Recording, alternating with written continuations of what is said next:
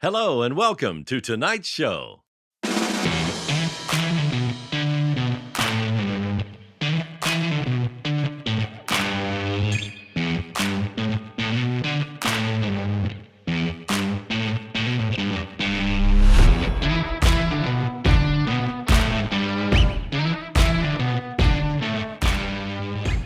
And hello and welcome to episode 177 of On the Bench, the podcast for scale modelers, by scale modelers, all about scale models.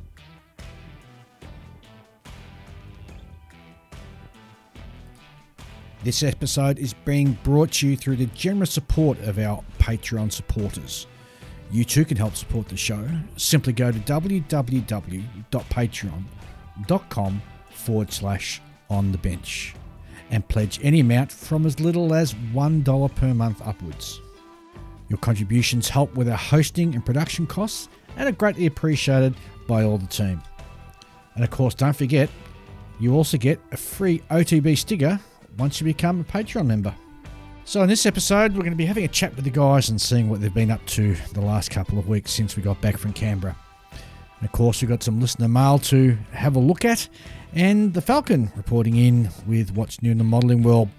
And for our topic this episode, we're going to be having a look at our favourite tools. I'm sure that's going to generate some interesting discussion. Hi, I'm Scott, the creator and owner of the Scale Modeler Supply, Australia's largest manufacturer of hobby paints.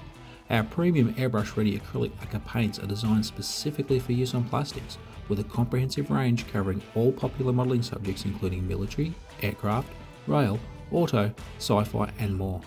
And not only that, but we also have a wide selection of essential hobby tools and now, infinite colour, and new range of water-based paints for miniatures. So to check out our range and to find your closest retailer, please visit our website at scalemodeler.com.au. So when quality matters, choose SMS Paints. And hello and welcome to the show. And in the studio, I have with me Ian. G'day Dave, g'day Julian, g'day listeners. And of course, Julian. Good morning. Gentlemen, it's been 2 weeks since Canberra. Mm-hmm. Poor Ian, you had some issues. Oh, yes, my first ever rodeo with COVID. Whoa, giddy up, giddy up. You can keep that crap as far as I'm concerned. God, that was shocking. You had it pretty bad. Yeah, I got to admit, I'm still getting over it. Been working from home. It's quite funny. I think 3 of the guys who went up with us, they came down with it as well, including you. So, yeah. Julian and I, of course, we're Superman. I guess so. To it. Mind you, you've had it 3 times. I've had it 3 times. Well, you have to remember that because I had heavy hay fever, I wasn't socialising as much, right? That's true. Situation normal for Julian. Speaking of which, I've got an email regarding your socialising habits. So there you go. Really? Yeah, it'll be funny to read that out later on. Whereas Dave and I, we just socialise like crazy. I wasn't feeling great, you know. Yeah, I know. Look, I've had really bad hay fever, so I get where you're coming from, and I really, really couldn't care less. and then I had another day like that just on Thursday. Yeah, it's nothing worse, man. It sucks. We've got to say, the guys up there in Canberra, they're great. Wasn't it a great show? Yeah, great show. Yeah, I know. Great people. I'm just reflecting on it, you know, even a couple of weeks later. I just wish it was closer. Yeah. And they've really got it dialed in, and you know, we've spoken with the president up there, and we understand their vision, and they're certainly on track to get where they want to go. Are they ever? Yeah. So it's onwards and upwards for those guys. Yeah. And the new pavilion worked well. It did. And you know what was really good about it? How quick they cleaned it up. Well, I know they had it done in an hour. An hour. They had the whole thing back to just bare in an hour. It was just insane. The natural light was just perfect. Yes. It was just absolutely perfect. Yes. Except it got a bit warm sometimes. Yeah, they it was pretty warm. They did get the air conditioning sorted out. Yeah, that's it. Yeah, they got all the duct work up there, but I just don't think it was working. Canberra in November can get pretty warm. Yes, it was. It was 33 degrees Celsius. Yeah, I think for both days we were there. But you know, if that's the only drawback you got, I mean, geez. Yeah, made for good beer drinking weather though. Oh, jeez, I think we had a few, didn't we? I think I had more than a few. Ian had a good time. Julian did too on the Friday night. Yeah.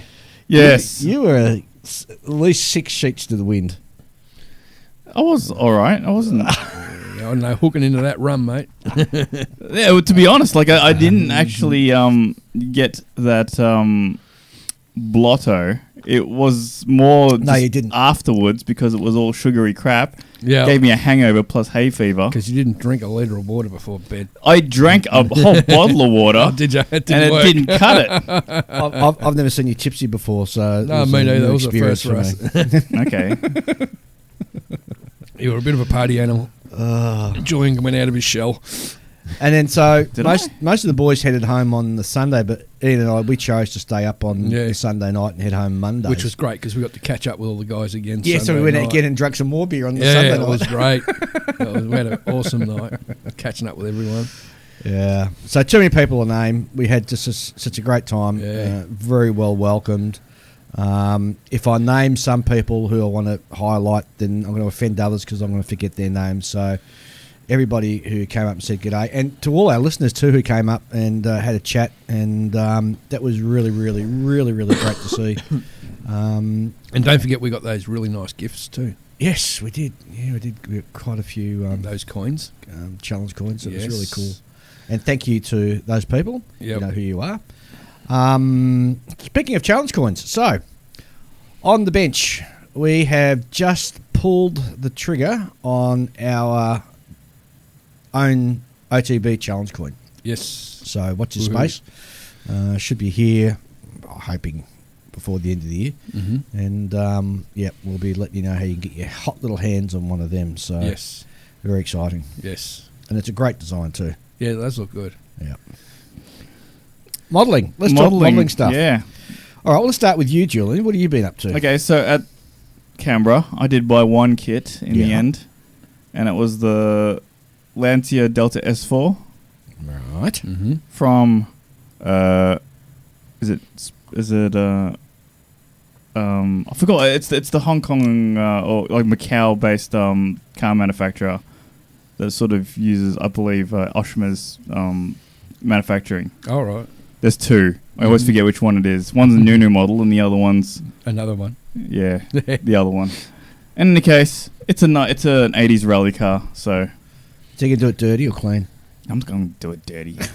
Oh, you're going to weather it. I'm not going to do it. But besides, this one was I believe it was a tarmac only car. I think Oh, that means I've only ever seen it drive on Oh. tarmac anyway. So how are you going to do like little rubber, the rubber balling on the rear guards from the tyres? I'm probably not going to. Because that'd look really cool. In any case, that's a Because that's a white body, isn't it? yes, yes. I got it in. I've been able to get the car, this model for quite some time because like the first boxing was the boxing I wanted, and I didn't jump on it then. And they brought out the second boxing, which is the one I didn't want, so I didn't touch it. Right. But now I've got the original boxing, so I've got Yes. I'm all good. I've had the aftermarket for it sitting on my shelf for quite some time, so I always planned to buy it, Mm-hmm. and I thought, well, I may as well buy it now. Yeah.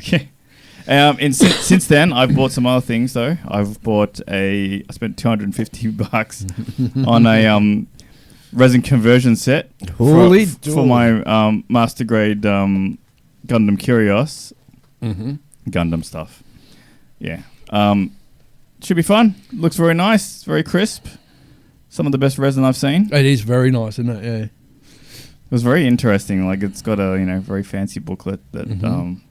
Yeah, well, yeah, it's well Instruction printed booklet. instruction manual. And Yep, it's- everything's separately bagged in like Yeah. these big bags. It's all been like Comes heat with- shrunk and Yeah, that's or heat sealed, I should say. that would come as no surprise to any people who have bought Gundam resin type stuff before. Yep. Because that's kind of the staple. That's how it's done. Mm.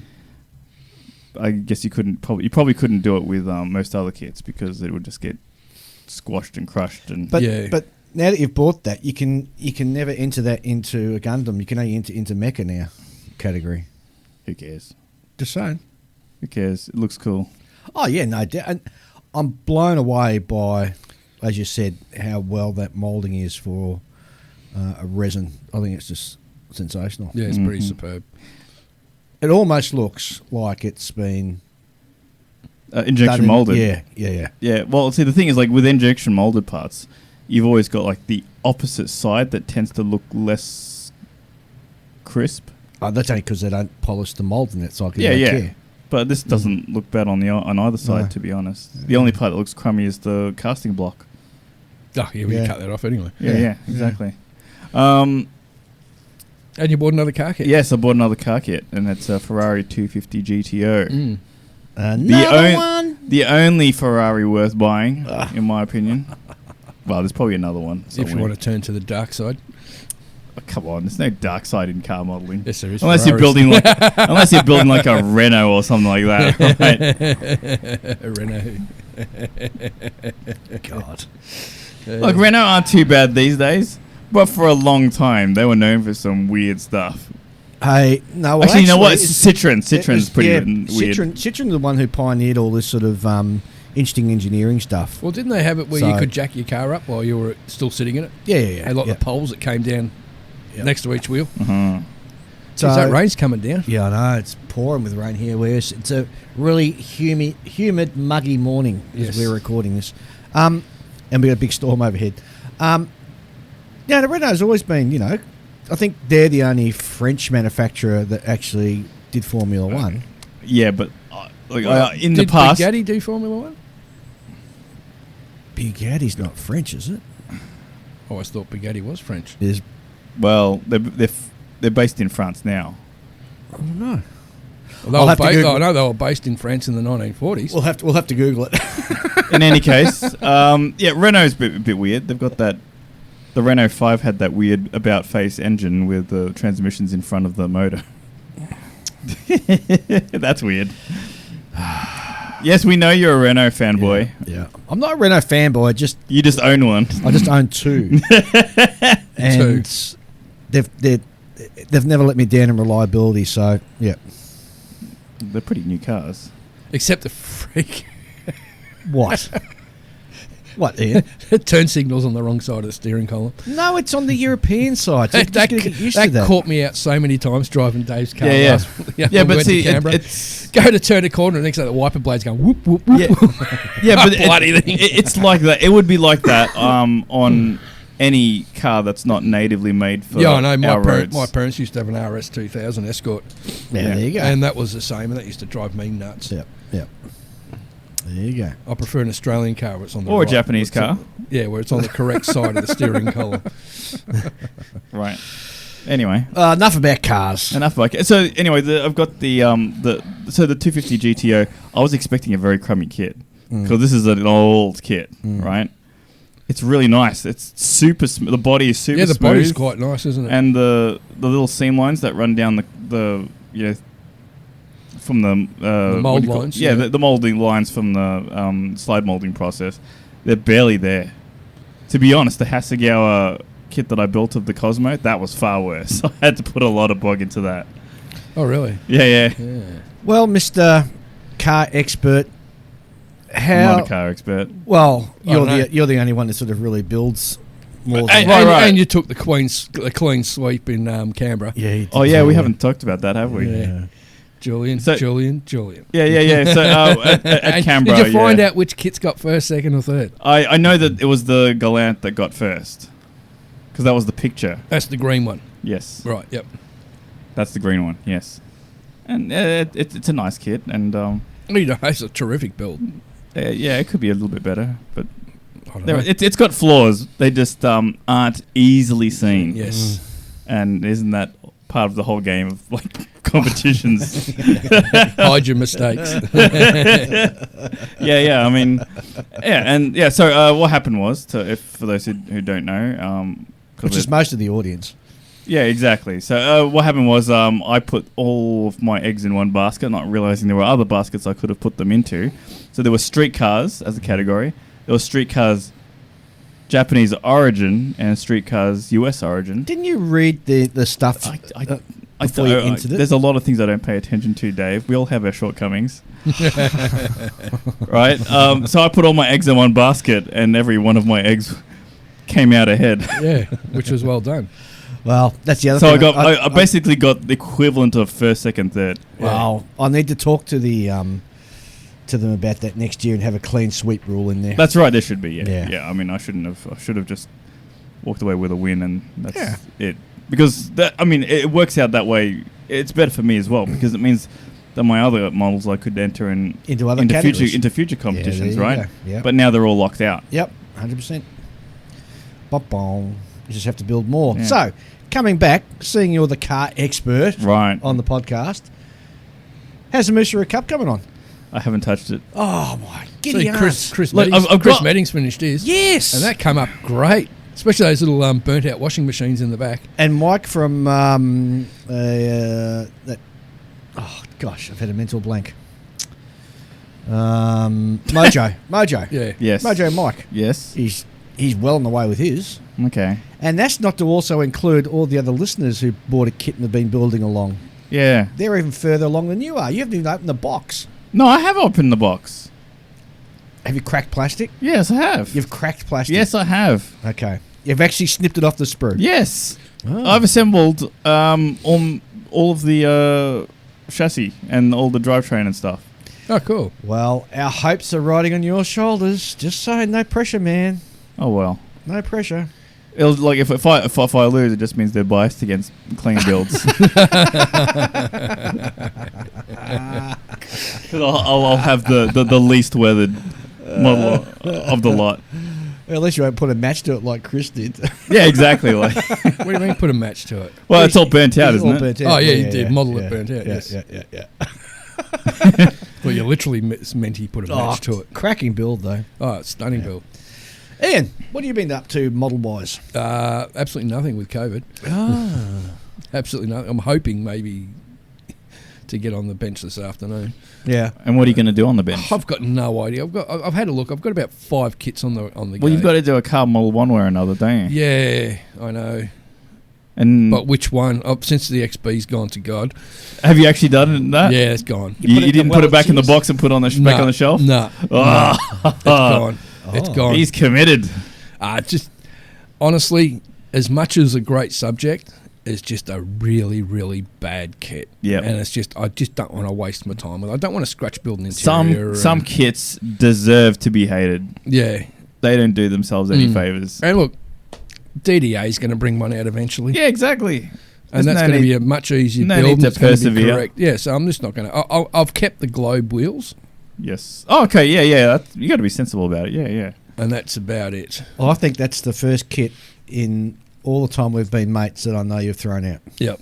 So what are you going to build? I don't know. You've got your Shelby Daytona. I've got my Daytona. I've got a heap of Mopars. I've got a heap of Shelby Mustangs.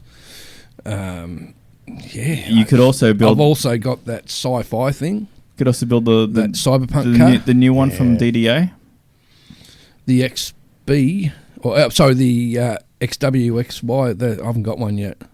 You'll get one. I know you will. I will get one. Not There this you go. month, though. Not this month because I've had a crappy pay pack because I was off for nearly 2 weeks with COVID. Okay. So I've got to watch me cash this month. Okay. I really don't, but I'm just being Dutch. Okay. For a change. Yeah, for a change, yes.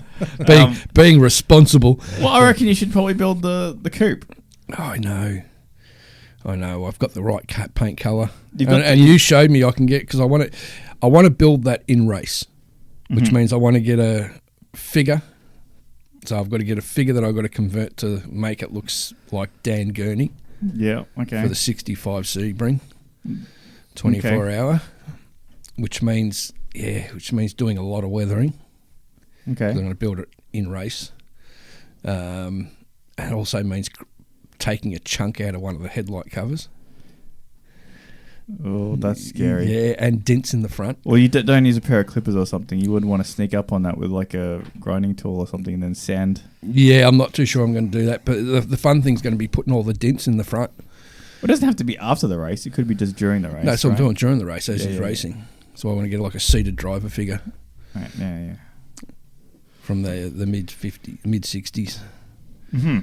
Okay, so yeah.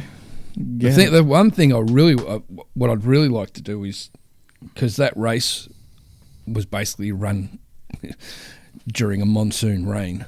Right. It was like a couple of inches of water over the track at all times. So how I'm going to try and do that on the base is going to be interesting, and on the car to make the car look wet. Getting the spray in behind the wheels. It's a big project to put me head around. You really want to do all that? Oh, if it's such a rare kit, I mean, that sounds risky. Not really. If it turns out right, yeah. And it won't be super glossy either. Okay. Because those cars weren't super glossy back then. They were glossy, but not like your type of finish. Yeah, I know. Not mirror finish. Well, I'm going to be doing this 250 GTO glossy. Like you can bet on that. Show car. Well, I'll do it to my usual level of gloss, and I don't go like full like 100%. Because Guns made that kit too. They boxed it, did they? Yeah. Oh no, they made their own kit. Yeah, did they? Okay. Yeah, like the Cobra Daytona Coupe. Mm-hmm. Interesting.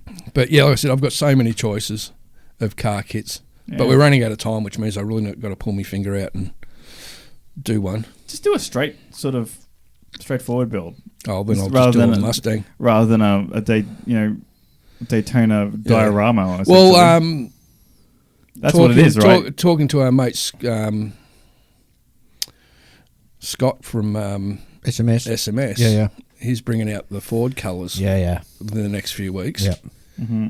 So, and he's one of the colours is a polar white, which is so close to Wimbledon white, it's not funny. And a lot of these early Shelby Mustangs were painted Warburton white. Yeah, that's the one. Is it Warburton? Wimbledon white. Wimbledon white. Okay. Yeah, Wimbledon white. Whittington white. Yeah. Anyway, so yeah, that's pretty much my modelling. I did buy some kits while we were at Canberra. Yeah. Oh, okay. Of course you did. I think we spoke about them on the show, didn't we? Not? Yeah, we may have. Last one? We may have. I hadn't because I bought mine very late. Yeah, because I got the ICM 148 scale A26 B15 attack. Geez, that thing's got a lot of guns pointing forwards. It's got about eight guns in the nose. Then it's got 2 sets of the Brisbane style gun packs that they had on the early B25 Mitchells under each wing. So 2 sets of them. So there's another 8 guns there. Mm-hmm. Like this thing, geez, you wouldn't want to be on the receiving end of one of these things. No, you wouldn't. There's about 16 guns pointed your way. Make life pretty uncomfortable downrange. Yeah. And I got the, I think it was Fine Molds. Did it? I can't remember. The 148 scale Ocker. Yeah. Which is going to be this year, next year's models for Heroes build. 48 hours. Oh, really? Yeah, because it's super basic. It's a basic kit, Dave. Oh, okay. All right. It's a little Japanese suicide rocket plane. 1 colour exterior, 1 colour interior, and that's it. Perfect. Well, while you two clowns are messing around with cars, right, and talking about cars. Well, you should be building your car too, right? Yeah, I'll get to that. You got that foos. I've got until April. That's all right. Okay. In the meantime, I picked up and purchased a drone, which is used as like a target for the Royal Australian Air Force and Royal Australian Navy. It's called it's built by Government Aircraft Factories, and it's a Turana. It's a 1/35th scale model kit, done 3D printed and done by Hobartville Hobbies. And it's a cracker of a little kit. So I started on that last night, and hopefully I might have it finished by the end of the weekend. So, that's a quick build indeed. Yeah, I know. You should have. What scale is that? 1/35th. Okay. So it's only tiny. So, anyway, how about we have a very quick break, and then we'll be back with some more really cool stuff soon. Cool.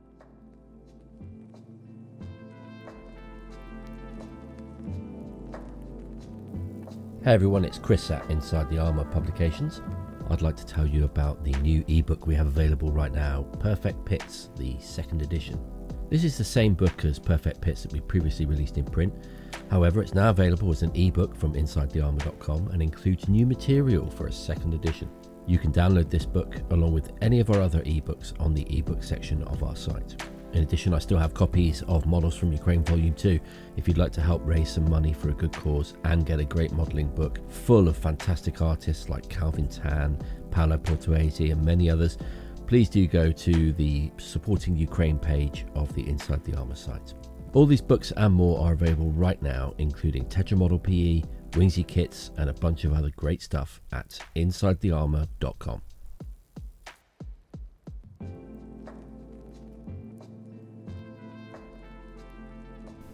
Okay, and we're back, and let's have a look at listener mail. And there's quite a few emails that are coming, which awesome. is really cool. I need to... Oh, yes, thank you. So, Paul Pendleton Brown wrote in saying that apparently coming up in 2024, for those using Android instead of Apple devices, Google is shutting down its podcast app. And he's asking if we could perhaps look and go across to another one. And we're on most apps, but Paul's actually asking if we can go to the YouTube Music. Now, I had a look at YouTube Music, and for some reason, when I try to upload an episode onto YouTube Music, it doesn't recognise it because it's looking for a video rather than an audio file. Right. So I've got to kind of figure that out and work that out. So once I get that all sorted out, Well, in the there's near one way. future- There's one way of doing it. What's that? Mounting a little camera on top of that screen. Oh man, yeah. No, you could just throw an image, just a static image Oh yeah. for Yeah. the background of the video. Yeah. I don't know. I'm having trouble getting around it, so I might need to get some technical help on it and find out what the heck's going on. So, so thanks for that, Paul. Yes, we definitely are trying to get it across to. So I wonder why they're doing YouTube that. Music. And YouTube Music is actually doing. I've got a podcast section when you click on it to upload, which is really weird. So anyway, Yep. I need to figure that out. So, and I don't know why the other one is dropping it because podcasts are so, you know. Anyway, Ryan Hothersall writes in, and he's shown some photos from aircraft only model display, which is held in South Australian Aviation Museum every November, and is obviously held on this November, The 11th and the 12th. Yes, of course. And he sent us a bucket load of pictures to have a look at. So it looks like it's a great little turnout there at the actual. Yeah, you get to see models while you're looking at the real thing. What's better than that? So that's really cool, and we appreciate and thank you for sending us those pictures. Good stuff, mate.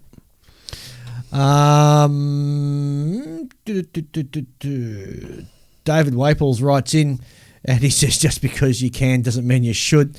How many requests do you suppose ResKit got for a kangaroo with a somewhat human torso holding a pilot helmet? Was this kangaroo's mother human? It's just weird and somewhat disturbing. Well, actually, David... kangaroos are pretty ripped. Yes, and if you go online and look at particularly the red kangaroo male, and when it's standing up at full height... Flexed out, yeah. It is really ripped with muscles. Yeah. Can you just scroll down a little bit? So this is ResKit, and they did a, if you remember, they did a F-111 pod from memory. Yes. I think it was ResKit that did that. Could the be, escape? the escape module. Yeah. I think its proportions are a bit out. Its legs look a bit skinny. Yeah. Well, I mean, they do have somewhat skinny. Yeah, I mean, top of their hips. Yeah, their hips look way too small. The arms are too big. And the hands are too big, I think, too, aren't they? Yeah, but stylised, because how many kangaroos do you see holding a pilot's helmet, dude? So come on. Not many. It's a bit weird. Like, it's just a little bit off. It's like they drew one from memory. I don't know. I reckon it's pretty cool. Yeah, and it'd go really great with these sort of 132nd... I think it's Uncanny Royal Australian Valley. Air Force model that you do. Yeah, yeah. I think it's Uncanny Valley. That's what it is. It's a bit off. Yeah, it's a bit weird. Anyway, thanks for that, Dave. Really appreciate you sending us in on that one. So, Michael Thompson writes in and he goes, "Hi, Dave, Ian and Julian. Hope you're all well. I need to put my grumpy old bastard hat on and bring up the current obsession with Gundam. It seems that every second podcast is currently obsessing about it at the moment. I'm an armour and aircraft scale modeller, and maybe I just have no imagination, but I cannot understand how Gundam is scale modelling. By its very definition, scale modelling is the reproduction of a one-to-one subject in a scale smaller than the original, using reference material to make it as accurate as possible. The skill comes in how accurately you replicate it by neat assembly, accurate application of markings, and realistic and convincing weathering. Surely Gundam and fantasy subjects are just assembling toys using modelling techniques. I hear you say, often with a proletizing missionary-like zeal, but Gundam brings children into the hobby. But do we do a disservice to children who assume they'll only become interested in the hobby if they can build cartoon robots? I started scale modelling at the age of 5 with airfix and Second World War subjects, and that sparked a lifelong interest in history and aviation. In a world that infantilizes adults so much, maybe we should be encouraging an interest in modelling real subjects with real histories that are often way more amazing than any sci-fi movie plot ever could be. End of grumpy bastard rant. Keep up the great work. That's Michael Thompson from Johannesburg, South Africa. Well, I think any scale subject is a model. Yep. You've got architectural models. There are models of yet to be built or may never be built buildings, right? Yep. They're legitimate models. And also, if you didn't have modelling, you wouldn't have some of the greater special effects that they had in movies back in the 80s and 90s. True. Before CGI came in. Or 70s for that matter. 70s, yes. yeah. Silent running. Like people like the Star greats Wars. like Harryhausen. Yeah. And then on top of that, That's still a form of modelling, in my opinion. And then you've got on top of that, you've got actually all the actual aircraft armor models that are not of an actual vehicle. Well, you got your toon tanks. Yep. No, and your not toon even that. ships I mean, and stuff like that. You've got your what-if subjects. Even if you put aside those and the what-if subjects, there are people who will build a model and they won't do it to a photo. They'll just go, oh, yeah, I'll just put some random mud on it. And it's how is that modelling? You're not actually making it look like the vehicle or you get that modeler that decides to put every single ordnance they can find in the box underneath the aircraft. Mm-hmm. I think it's interpretation. And it's a much broader church. So look at our good mate who does that. Who's a miniature artist, and he recreates. Dave Hurrigan. Yeah, he recreates buildings. Yeah, he just did. What was it? The Punters Pub. Yeah, she's done a nice job on that. And so that's all scratch building, and he's replicated, something that was in Melbourne's past history, and he's done it to a fantastic standard. And then you got to say, well, what about resin kits? What about 3D printed kits? I mean, these are. It's not the medium in which it's made from. It's what you produce as the end subject. Look at paper models, for example. It's another classic one. Well, I don't think he's talking about the materials. No, he's not. But the point is, I think there's a because he talks about how Gundam is an obsession. It's because it's he thinks that modelling should be of real life subjects, not fictional ones. Well. Yes, I guess so. He does in that respect. But what? Well, see, a lot of what I'm saying is a lot of aircraft and armor models are models of fictional vehicles. Like you're not making your Panther look like a real Panther as it was in real life. Or if you do, you've just gone, well, I'll just slap the markings that came in the box, and then I'll just weather it up any way I feel like it. And if you do that's not a model either. If you do a paper Panzer, at least not by his definition, a paper Panzer, either one that was never built, just made it to a drawing board, and that was it. Oh yeah, all those those mythical ones. But I think and look, you need to be and I think is that there's a whole there's a whole spectrum of things that I would say classify as models. Yep. And the only difference between what I think and what he thinks is that he picked out a narrow spectrum of it and went, okay, this is the part I believe it is. Well, I'll go this way. If you need to put it together, it's a model. Yeah, 100%. Or if you need to build it, can't we just enjoy making small things? Well, that's right. But the other thing, I just want to sort of perhaps also just comment on the other part where he says we're currently obsessed with Gundam. It's not so much that I'm obsessed with Gundam. I think that Gundam models and mecha models And that genre has been ignored by mainstream modelling, particularly at model shows, for far too long. And so what I'm saying is it needs to be brought into the mainstream and allowed to be celebrated as a legitimate genre of modelling. It's not even that it needs to be brought into the mainstream. It is the mainstream. Yes, within the Gundam world it is, but not within the military modelling world. We've just been sort of getting along in our own little pocket. Yes, 100%, Julian. They've been growing elsewhere. Yep, exactly right. You've hit the nail on the head. It'd be probably more, if not as many, worldwide of Gundam and sci-fi and fantasy as there is. Like the people that do fantasy miniatures. Like to me, that's modelling too. Wargaming modelling. Let's flip the discussion.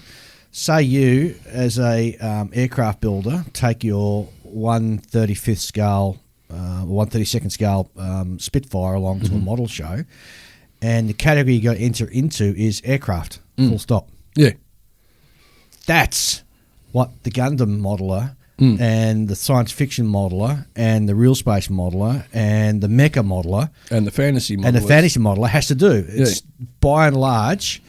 No one wants to have their model thrown into the miscellaneous category. Exactly right. Because it's the minority. Exactly right. And you've got to bring these, not to bring these people in because that's the wrong term, to ensure that we open our arms up and welcome all forms of modelling. We've actually got to represent it at the modelling shows in such a way that everybody is felt welcome and comfortable. Yeah.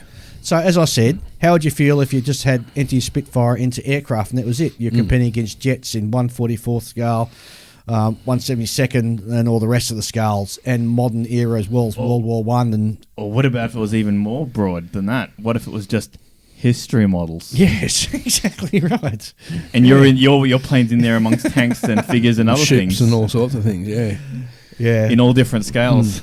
I think what we're trying to do is just open up everyone's eyes. We're trying to advocate for all forms of modelling, not just... We're not just saying, hey, Gundam's the way to go. And look, I love my military model. I love my shipbuilding. I'm enjoying the tanks that I do build now and again. So, it's not that I've got blinkered eyes or, and it's a case of... and. He mentioned that when he was a kid, the Airfix kits, for example, that he built when he was a young kid. Well, do the same. We're of that age where an Airfix kit was like, I think, 50 cents in a plastic bag. So it was. And you buy a pot of Humbrol paint for 10 cents. Yeah, and it was ubiquitous on all sort of store corners where you can go in and just pick it up and take it home and build it. Yeah. These days, it's not like that. It's not that readily available. You have to actually go out, and particularly in a lot of countries now, the only way you can get kits is online. Yep. There's no way the young folks out there can just walk into a shop and pick it up. Although it's pleasing to see that there are some major supermarkets now actually having models. Aldi, for example, has had a big sale of... they do the car kits once a year, don't they? Yeah, they just had a big sale of the Bandai Star Wars, Revell Star Wars kits. Oh, right. So it was really cool. Woolworths, somebody mentioned that on Woolworths, you can, which is another brand of supermarkets out here in Australia, they had a whole heap of kits on sale just recently as well. So it's good to see that those things are slowly changing. But it was different when we were growing up, Michael. We've just got to get with the times, man. Yeah, and share the love. There was obviously a point in time when aircraft modelling was, the genre. Yeah. And then all the other ones were, yeah. Give them a table in the corner to play with their tanks, that kind of thing, Yeah. Well, I'm glad those days are behind us. The days of elitism are getting behind us, I think. So, Michael, enjoy. They'll always be there. They'll all be there. So, thanks for email, Michael. Yeah. Enjoy your side of it. And if you want us to stay in your lane, that's fine. But just be welcoming an opening of other genres of modelling. Yeah. Okay. Now, it's interesting. Dave Waples and I have been having a bit of a chat, and he sent me yet another email. We've been having a chat about how 3D printing is perhaps going to bring about the demise of photo etch. And he sent me a picture of a fantastic little model that Black Cat Models just released, which is a 1/350 scale harbour defence model launch. But the interesting thing is that all the railings have been I said motor launch, didn't No, I? you said model launch. Oh, okay. The interesting thing, though, is that all of the railings are actually 3D printed, and it looks really, really good and really to scale. So, I'm not sure if it will ever replace photo etch. I am.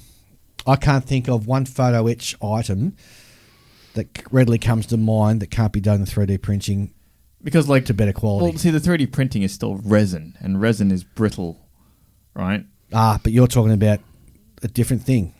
You're talking about the actual material. Yeah. Well, you can't 3D print photo etch, can you? You can't 3D print. No, metal but you can do railings like in 3D printing. Oh, if we're just talking And, rails, and in all honesty, 3D Radar. printed railing would be a lot more authentic than photo etch. Well, it'll be easier to put on the darn shit when you Well, it's not. down. Well- It's not just that. Well, photo etch railing's flat. Yeah. Yep. Well, so the reason why I don't think is because like with a large 1/350 scale ship, right, a long one, and you've got like a railing that runs from one end to the other. It's much easier to have that in long sheets of metal than it is. No. Because if you get them in long sheets of metal, generally you've got to cut them because otherwise the metal will expand. The brass expands in different heats and tends to pop off the kit. So a seasoned ship modeller, right? I'm winking as I say that to Julian. Will actually get a long piece of rail like that and actually cut it up in segments and then glue it on. Whereas you won't have that trouble with 3D print. I still reckon like the 3D printed one would be a bit noodly like that one is over there. No, that looks good. Oh, really? Look at that little raised area at the back there where the top part of the railing is all bent out of shape. No, it's bent that way because it houses a gun and it's not a straight. It's on a slight angle. No. So Julie's trying to point something out. What's he pointing out to us? He's getting really upset. Look at this. Look at that. There. Look, it's a bloody dog-legged. No, it's a step down. It's actually a step down. Yeah. It's a step down. Are you serious? And the reason it's a step down is that so you can get a lower elevation on the rear gun. Yeah. See? You'll notice the other side on this, the closest side, also doesn't line up. It steps down. Nah, it's not steps down. It's bloody wonky. Nah. Well, I'll defer to your judgment since you guys are ship specialists, but that doesn't look right to me. But no, look, I could see photo at ship railing. Oh, it's not photo. I could see ship railing in 3D printed. I'm surprised it hasn't been brought out yet. Yeah. I'm surprised. There may be a manufacturer doing it, but not that I'm aware of, and I'm surprised it hasn't sort of. But what they kicked should off. do with it, if they do that, is also you should. Oh, well, there's an idea for a tool. What? A railing jig that you can like clip to the side of your ship model with a little hole, so you can drill exactly where all your railings go. So you rather than try and glue your railing to a flat surface, you actually glue it. You got holes to drop it into. Yeah. So to you model manufacturers or tool manufacturers out there, there's an idea for you. And then what? Having to fill all around each hole? No. You just use the right size drill bit, so it just pops in. Yep. And you, that way you're guaranteed your railing's not going to pop out at any time. Well, I can just imagine like you got to super glue that in because it's resin, right? You have to super glue it. Yeah. And then like one of those holes isn't quite right, and you're like, oh no, it won't go in. But all the others are already in. I can't pull this off. No, what you do then is you just snip it. You snip it so it sits flush. All right. The next person who writes in is Chris McLean. And great and illustrious podfather, I approach you humbly to kiss the ring and make a small request. Okay, yeah. Oh, jeez. If you're willing, please make mention of our local model hobby show on the podcast. And here's the blurb. Model Fiesta 42, hosted by IPMS, Alamo Squadron, San Antonio, will be held on February the 10th, 2024 at the New Braunfels Civic Convention Center in New Braunfels, Texas. This year's theme is Under the Union Jack, all things British. Pre-registration for the contest is open now and all show details are available at modelfiesta.com. Cool. I can just picture like a bust of like some Englishman with a very big moustache. All things British. Oh, the big book of British smiles. So just to underline that, so 9 a.m. to 4 p.m. Saturday, February 10th, 2024, at the new Branfells Civic Convention Centre. General admission for the public opens at 9 a.m. $5 per person. Yes. Model contest registration 9 a.m. to 11:30 a.m. See website for details. And judging starts at 11:30 a.m. But due to space limitations, the public will not be able to view the models during judging. Fair enough. So please plan your visit accordingly. Award ceremonies begins at 3:30 and vendors will start decamping. Everybody must be out by 5 p.m. due to another public event occurring. So there you go. So go and check them out, modelfiesta.com. Thanks, Chris. Hope that helps, and that's exactly what you're looking for. Rightio. This is a good one. G'day, Dave, Ian and Julian. Hope you guys got back safe and sound from Scale ACT and have been busy at the bench. Just wanted to say it was great to catch up with you, except Julian, who I missed by minutes at the show this year. I got very inspired again seeing all the models on the tables and have already started the Tamiya H18. M18. M18 Hellcat for the Posse Geeks group build for Nats next year. As everyone says, it's never about the contest, but the camaraderie of us fellow modelers. That is the best thing at a show. And I wanted to share a little experience I had at the show, which involves everybody's friend, Lincoln Wright. I've been chatting back and forth with him for a few months over social media before the show and really wanted to finally meet him in person. Unfortunately, I suffer from bad bursts of anxiety at times, and it took all my courage to finally go up and look at his wonderful MAK kits. And then he suddenly looked and recognised me from my name tag, and the look I got just blew me away. In all of my 54 years, I've never been recognised by anybody like that before, and before too long we had chatted for around 20 minutes, and for that I would like to thank Link, as it really made my weekend and made me feel so awesome. Anyway, I've ranted on way too long now. Take care, and hopefully I'll make it to Expo next year with a friend maybe, and cool. We'll catch up there again. Kind regards, Craig Everson of Aussie Scale Models. Yeah, good on you, Craig. He's a great bloke, isn't he? And so's Link too. I mean, Link was awesome, especially Lincoln After Dark. Lincoln After Dark. He's such a different person after dark. Wow, very funny. I wouldn't say he's a different person. I don't know. He cut loose. I'm sure he cuts loose. Yeah, but I mean, I wouldn't say he's that different. He's just a great time. more Lincoln. In my opinion, such a great time. But what I want to say about Lincoln, I'll probably embarrass him for me to say that, but he welcomed everybody who came to his table. He took the time to I saw him getting photos taken. He was signing his books.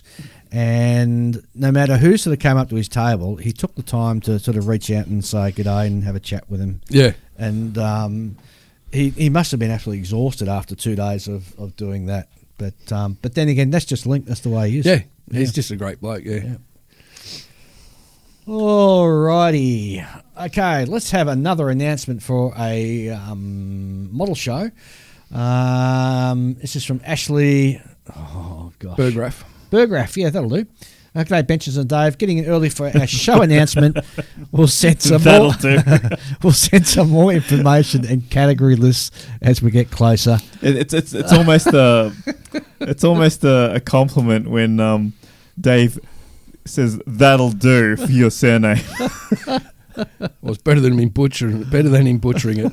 Well, that's true. So it's the Rockhampton Scale Models Association Model Comp 2024, which is going to be held on Saturday, 9 a.m. to 4 p.m., 3rd of February, at the Criterion Hotel, Key Street in Rocky, which Rockhampton having a model show at a pub is just the best. Oh yeah, we probably spoke about this last year. About it. So you guys have a cracker of a good time. Yes. If you want a fantastic show and you happen to be in Rockhampton in February, drop in and check this out. So once again, it is at the Criterion Hotel, Key Street, Rockhampton, on 9 a.m. to 4 p.m. on the 3rd of February.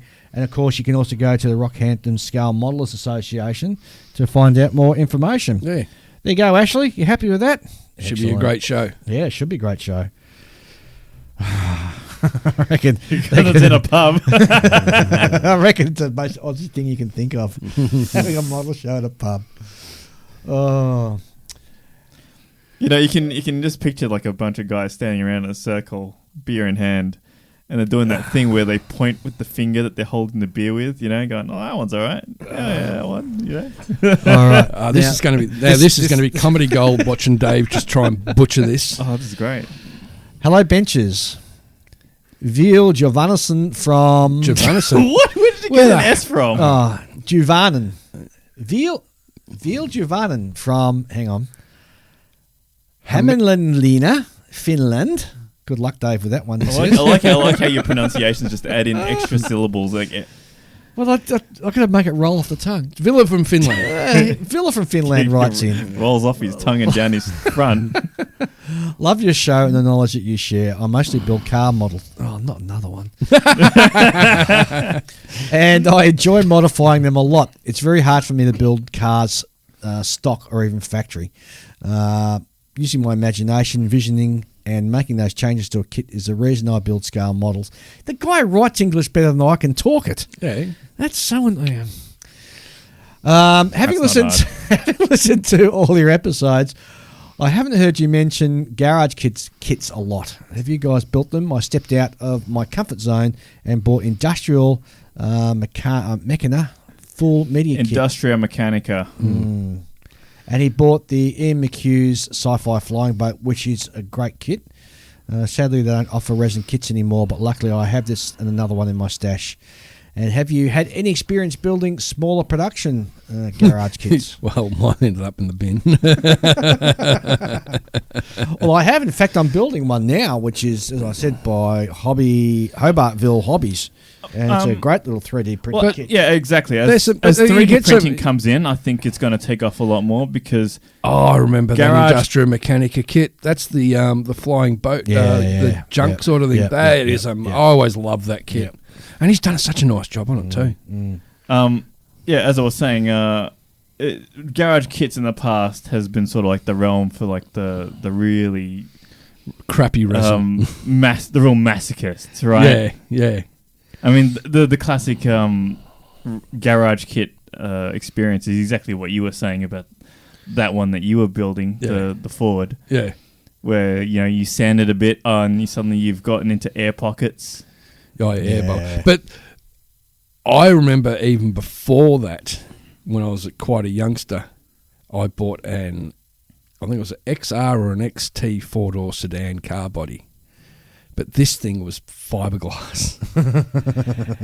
And so while cutting the windows out, basically the thing shattered like glass. Oh, seriously? I mean, it just shattered in about 30 pieces. And I was like, ooh. Wow. And thanks, Phil, for sending in so many pictures. Oh, and his car kits are amazing. These really nice builds. I love the Volvo. The Volvo. Yeah, I love the Volvo. Yeah, interesting graphics on the side too, yeah. I should build a Volvo at some point. I like his muscle cars. Yeah, which... Look quite nice. Well, okay. Is that an Oldsmobile? that bronze-coloured one? Thanks, Phil. Fantastic. Nice. And really appreciate you sending in all those pictures. Yes. That's really good. Next one, Darren Pendleton writes in, "Hi, Dave and Julian. Just wanted to say what a great show you do. I've been an avid listener and always look forward to the new episode. I especially enjoyed the YouTube video that you did with Clayton Knockaby. It gave a real insight into your setup and to see where the magic happens." And you could see my little shoebox of the unit. Have you ever thought about setting up an OTB YouTube channel yourself? Yes, we have, and the answer is no. Too much work. It's just way too much work that I've got the time to do. So, and I think all the other guys, you're about the same. You couldn't afford to do it, could you? Yeah, but we don't edit this, generally speaking. Yeah. I guess we could stream it. We could stream an episode. The number of times where we've where you've had to edit some of the podcasts, edit something out, right, is probably could be counted on one hand. Yep. Out of like hundreds of episodes. Yep. That's a fact. Yep. That's serious. Like, we're not exaggerating there. Yep. And so it takes, Dave like a good half hour to just half out of stitch it all Yeah, together. you and just send it off. stitch like Yeah. 3 or 4 because we record all of these in like segments, right? So we do like all of listener mail together. We do all of the intro part together. You know, the part where we talk about what we've been doing for the past however long, and then we'll have like an interview, right, type thing.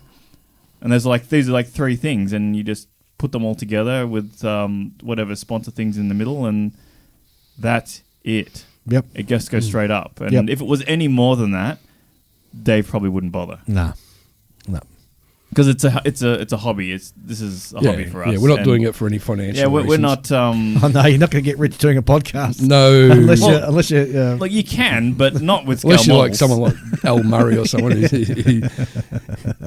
is what great podcast that they do with ways of making you talk. Geez, those guys do so well on that podcast. They do. I mean, like to put everything on YouTube, to do all that sort of editing and things like that, it would just eat up so much time that we would probably lose interest in modelling.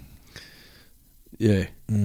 But I think an idea might be to maybe once just stick a little camera up there and just live stream it. Live stream it to while we're yakking here. The Facebook or something like that. Yeah. Yeah, but then they'll see how often I look at my phone. Yes, so. And just What's up with that? And just zone out of. And there's Julian asleep in the corner. I don't fall asleep.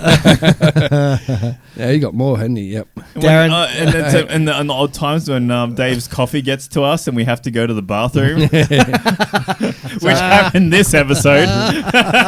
So anyway, it continues. Darren goes on asking a question. I was also wondering if you knew whatever happened to the Golden Sprue Awards. I remember that. A fantastic idea, and all the major manufacturers got involved. It seemed it was a great success, but never heard anything about it since. No, me neither. Well, we haven't heard back from the guy, but if you recall, it was during COVID, the first year of COVID, and the guy who was doing it was working in Ireland, and he'd been furloughed, and he was doing that as something to do. And He's probably gone back to work. He's probably gone back to work, and I remember because we spoke, we had him on a couple of times on the show, and he said it was a huge amount of work.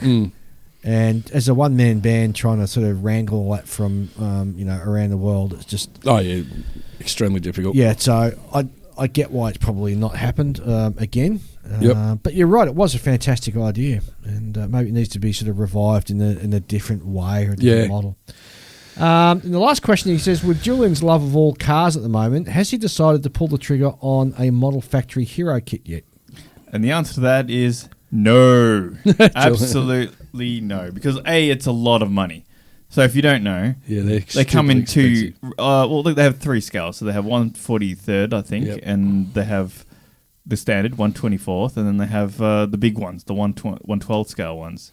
The 1/12 scale ones go for like $1,500. They're expensive. They're super expensive, right? And even the 1/24 scale ones are like the 140. The 140. expensive. I've seen some of those 143 ones go for about $600-700. Yeah.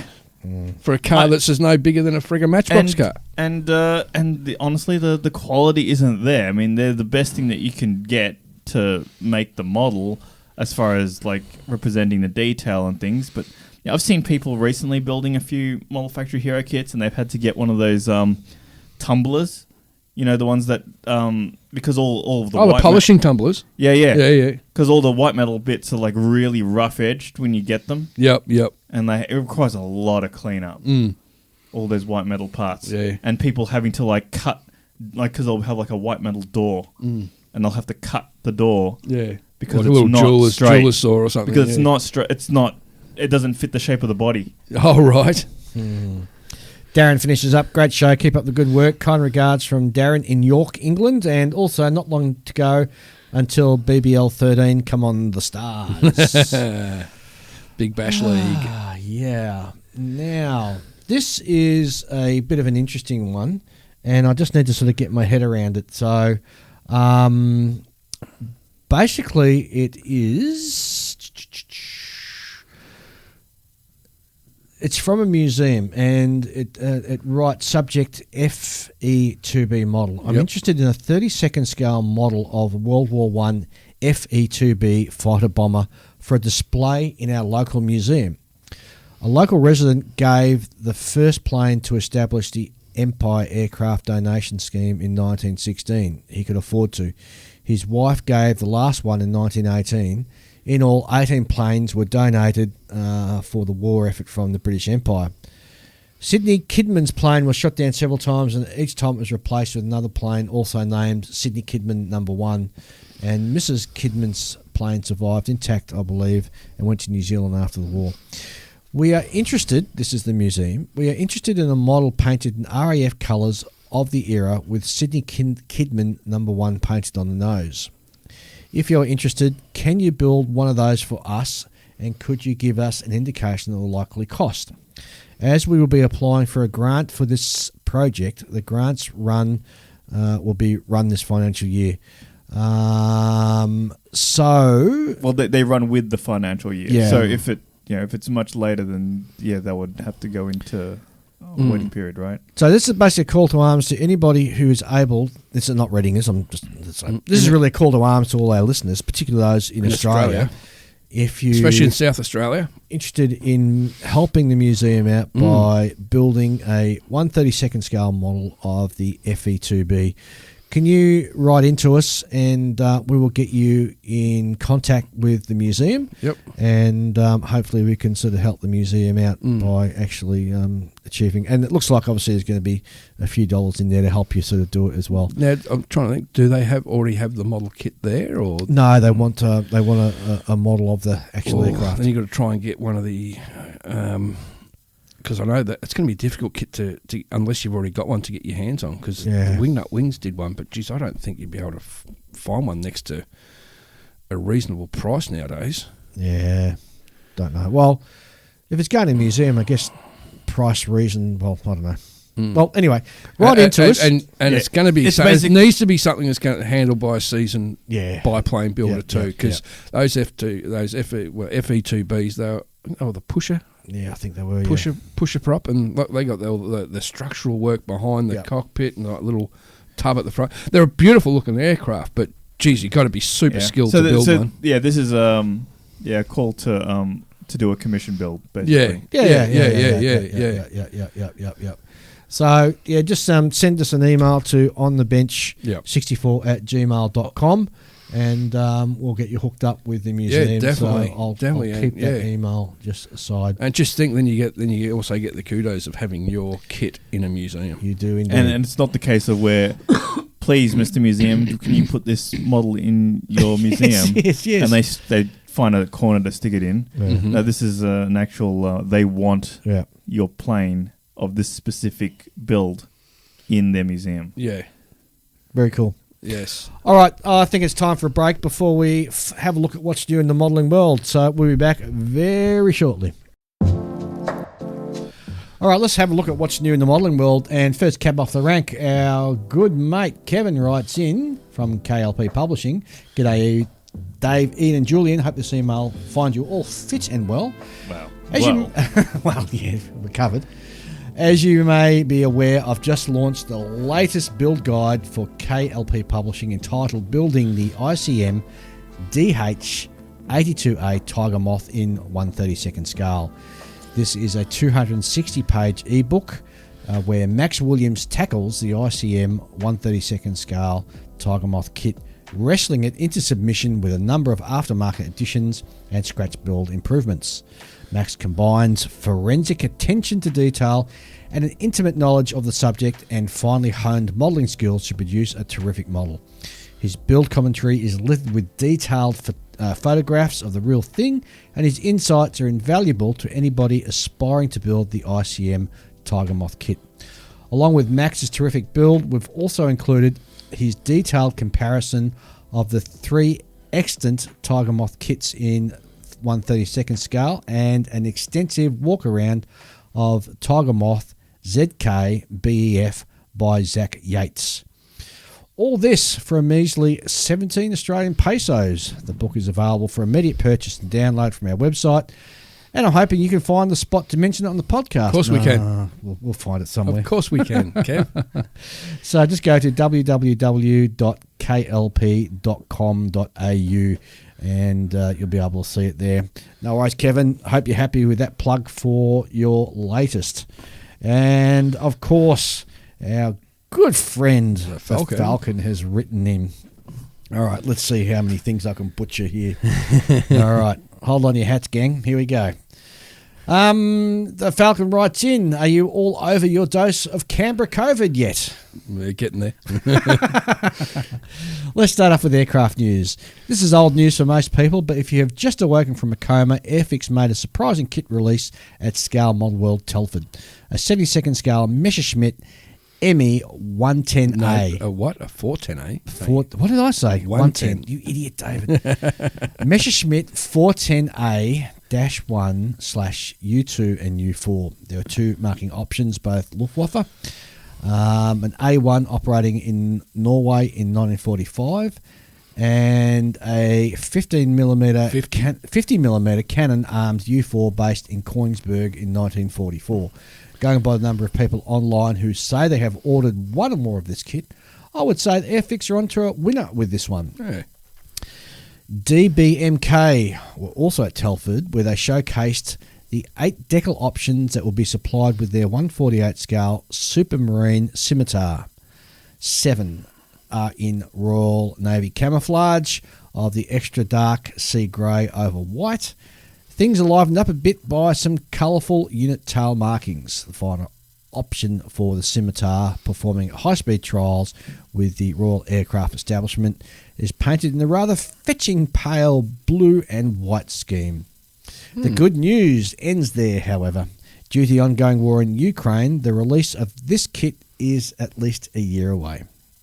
Zvezda have released their 2024 catalogue. Newly tooled aircraft kits include a 72nd scale Yakolev Yak-1 early World War II Soviet fighter. It will be an easy build snap fit kit. There's a 148 scale Kamov Ka-52 Alligator, the Hockham B attack helicopter. A 48 scale Polykarpov. Thank you. I-16 Ishak Soviet fighter. No indication of the type yet. And a series of 48 scale Lavochkin, thank you, Ian. LAGG-3 World War II fighters. In 1/144th scale, there's a Tupolev Tu-95 Bear. Ooh, that sounds interesting. And a Tupolev Tu-144 Charger and an Airbus A33 airliner. Just a bit more info about the 1/44th scale Bear. It is a Tu-95 MS Bear H and will be released in Russia in late December 2023. Cue the ominous music. Yeah. Mac 2, my favourite company. Mac 2 are releasing a new kit. It will be the Douglas DC 9-30 in 1/72nd scale. Wow. Separate boxings for 6 airlines: Northeast, Delta, Swissair, British Midlands, KLM and Hughes Air West. There will also be a VC-9C, United States of America, and a US Navy C9-B. Anyone who is excited about this news should be reminded of what is printed on top of every Mac 2 box. Abandon all hope, ye who enter, and ask me how I know about this. I warned you. I warned you about that. Models Fit are showing a sprue test shots and the box art for their next release, which is a 72nd scale Mirage 2000D that should be in stores soon. AZ Model are releasing a couple of new 72nd scale ME 109s. There's going to be an ME 109T Trager and an ME 109S Schul 2-seat trainer. The Trager, that's the naval version. Oh, is it? Yep. Okay. Another ME 109 from AZ is getting a re-release. It's a 72nd scale ME 109E-O with 3 skins provided. One overall grey, one in 70, 71, 65 and an overall red aircraft with race markings. At LF Models, work is progressing on the 72nd scale kit of the Westland Wasp HAS-1 helicopter.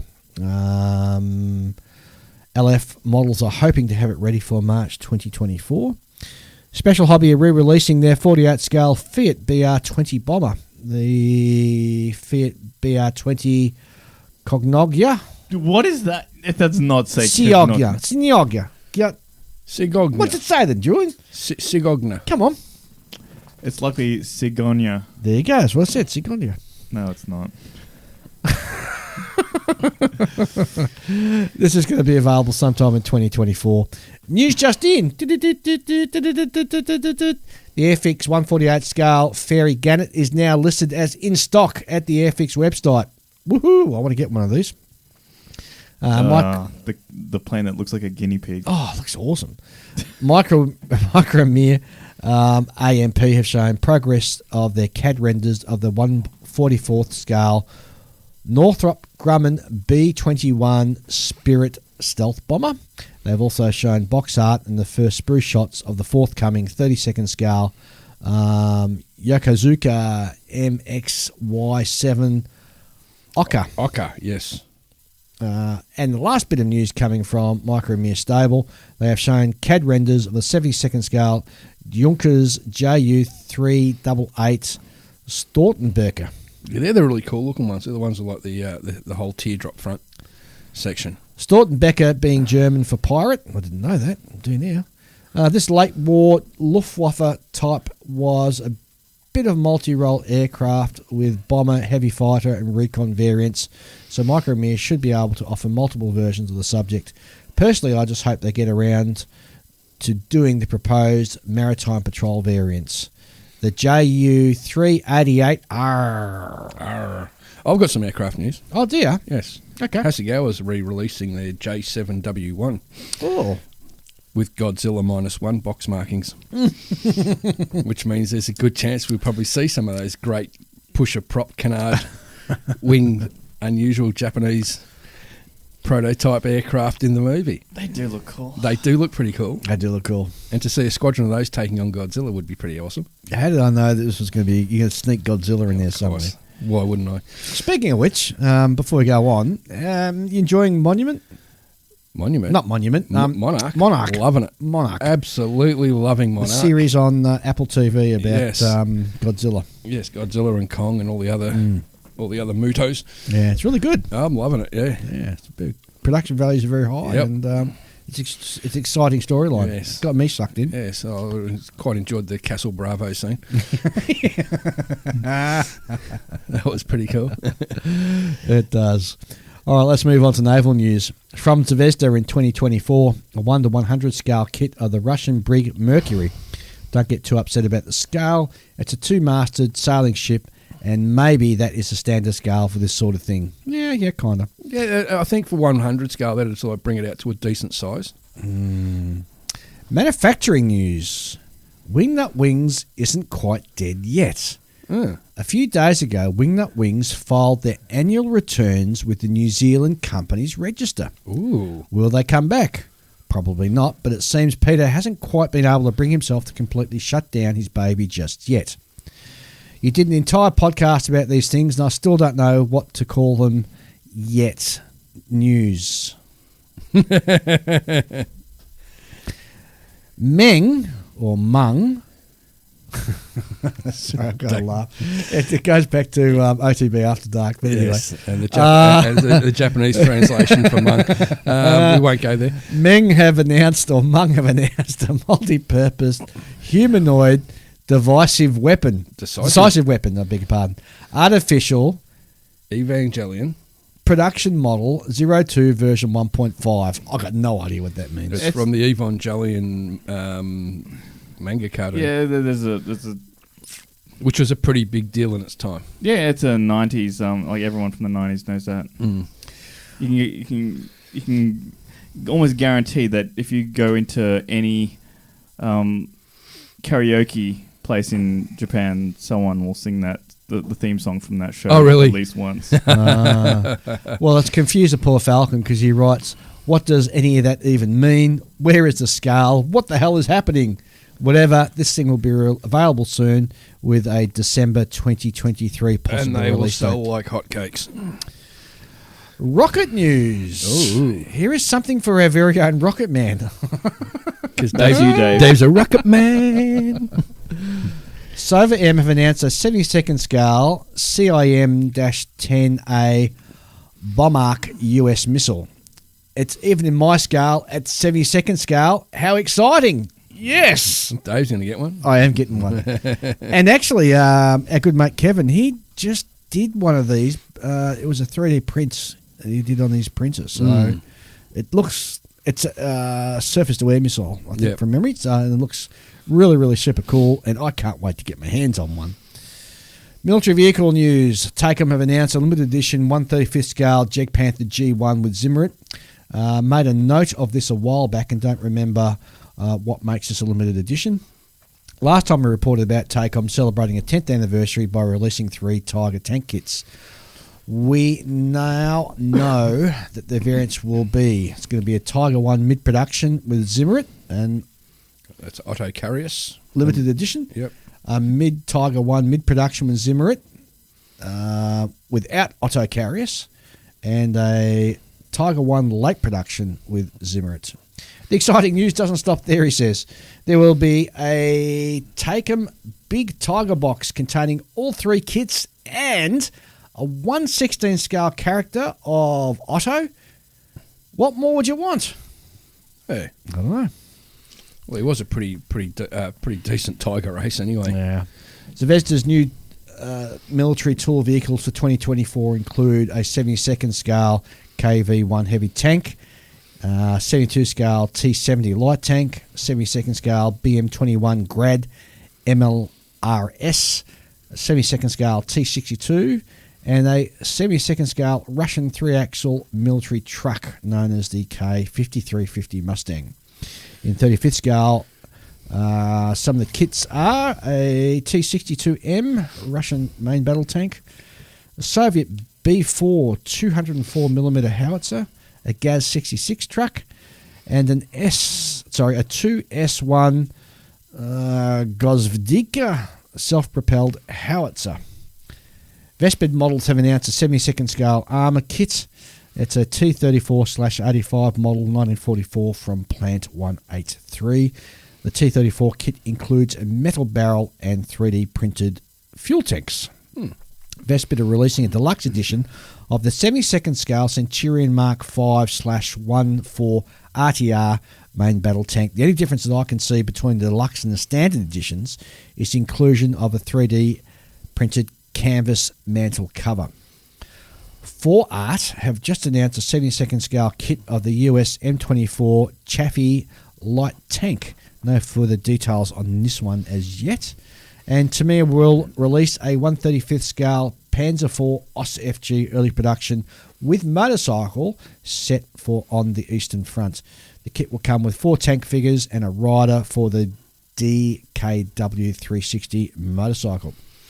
A slightly upgraded Dragon model re-releases continue with a 35th scale SD KFZ 234. Ian, you help me with that one. Panzer Sparwagen. With Falcon night vision device. Yep, that's the infrared. Upgraded parts include the night vision equipment with 3D printed base and optional tyres with brass width indicators. Yep. Also coming from Dragon are 3 135th Panzer II kits, the A, B and C. Note that they are all uppercase, all kits with interiors. Bonus parts include magic tracks, brass buckets, Gen 2 MG34 and crew uniform items and boots. Each kit will come with 4 figures appropriate to the theatre and the period. Dragon 72nd scale M2A2 ODS Bradley will come with 3D printed internal parts including a turret basket, infantry seats, internal stowage including missile reloads and of course the floor. Yeah. Well, it'd be good to have the floor, wouldn't it? ICM have shown box art and CAD renders for their forthcoming 35th scale Kozak 2 MRAP Ukrainian National Guard. The CAD shows a very detailed model with fully detailed interior for the crew compartment. It's looking really good. While the model itself looks good, the actual Kozak 2 has all the visual appeal of Clark Griswold's family truckster. Fine Molds have announced a 135th scale Imperial Japanese Army Type 89 medium tank Otsu loaded with luggage. This model, sans luggage, was originally released in co-production with Model Art magazine. Over 3 editions of the magazine, you got the parts for the model. I remember at the time that fine models vowed that this version of the Type 89, the Otsu, would never, ever be released again. Looks like that added luggage bundle is their loophole. I'll have to get one of them. Yeah. So Mini Art releasing a 35th scale German 7.5 centimetre anti-tank gun, the PaK 40 late version, with elite artillery regiment crew, Waffen SS.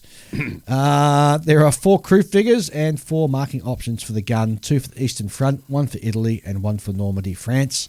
The crew figures are depicted wearing the intricately patterned camo uniforms.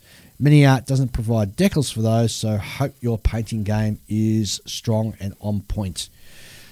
Academy will be releasing a new boxing of the 35th scale long barrel Panzer III, the Panzer III OS FL, for as seen at the Battle of Kursk. I reckon I like that tanker. It's really cool. Nah, I don't like it with the long barrel. Don't you? Short barrel for life. No, I like the long barrel. Yeah, the little stubby short one. Academy aren't stinting on the decal option, 07. Oh. Whatever the box art might have led you to believe, not all of the options are for the Battle of Kursk. There is 1 for Tunisia, 2 for the Russian summer of 42, 1 for the Russian winter in 42. None of these have shirts and side armour. The final 3 options do all carry side armour, but only 2 have markings for the Battle of Kursk. The final options has markings for the Battle of Kursk. I consider myself a bit of a student of World War II, but the Battle of Kursk was a new one for Kursk. Oh, Kursk. So there's a misprint, obviously, in the thing. So yeah, but Dave didn't pick up on it. I didn't pick up on it because I just read Kursk. Just goes to show you're never too old to learn something new. It's not Battle of Kursk, it's Battle of Kursk. Border models will be adding a 35th scale Leopard main battle tank to their lineup. It'll be the Leopard 2A7V, planned for release in January 2024. Trumpeter armour release kits for January 2024.